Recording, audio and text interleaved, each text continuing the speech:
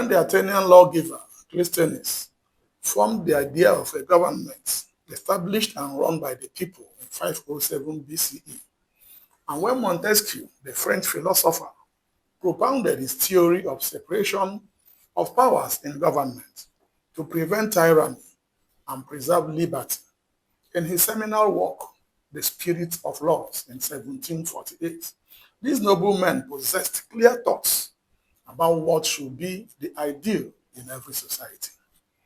Since that time, nations, peoples, and generations have labored towards implementing and perfecting this theory, democracy.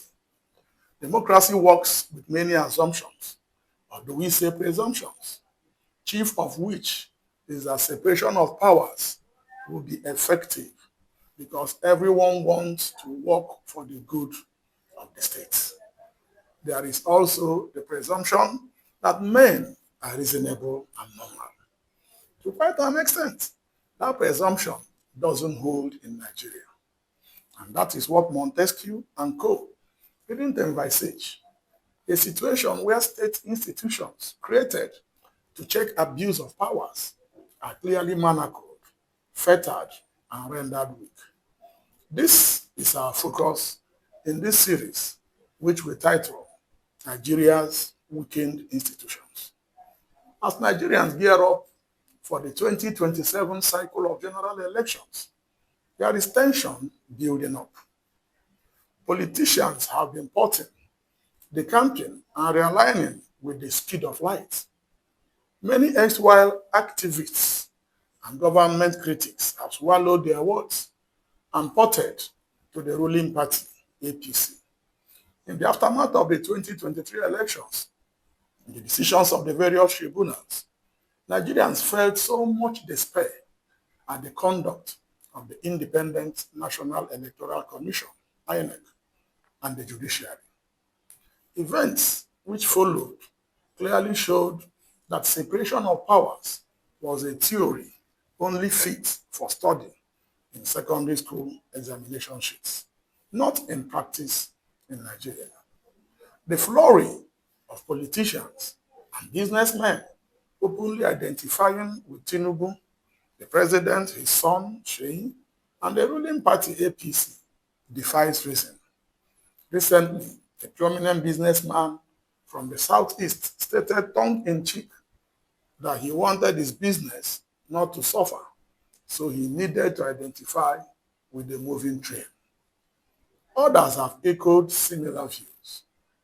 Governors, formerly in the opposition, crossed over in order to avoid the fury of the Jagaban and the weaponization of law enforcement, chiefly the EFCC. In January 2019, during a campaign rally in Benin, Edo State, the then national chairman of the APC, Adams Oshomole, stated that once anyone joined the APC, his sins will be forgiven. Despite denials and explanations, the obvious was not lost on anyone. One of the key pillars of democracy is equality before the law and the neutrality of law enforcement agencies. What Oshomole was saying was that being in the opposition attracted the anti-graft body and endless heckling by the DSS. Today, that proposition is not true.